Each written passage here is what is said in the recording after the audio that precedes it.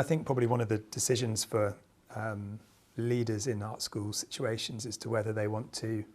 accommodate the new demographics of learners coming through who maybe exhibit some of those characteristics of anxiety and more kind of digital or distant networking being their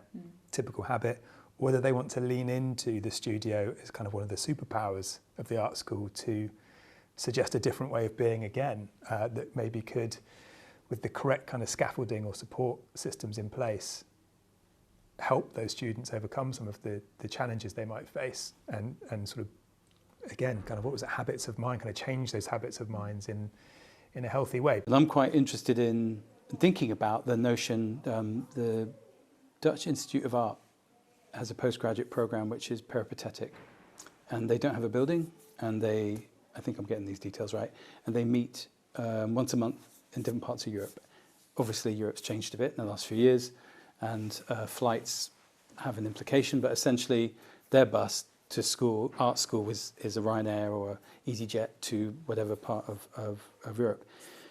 So in essence, they hold the studio within themselves, and that studio then forms, or the sort of studio stroke / seminar forms whenever they group. And I think there's another culture within arts teaching and arts practice, and maybe the arts sector, creative sector, towards the notion of the residencies, and the space that you can inhabit for short term,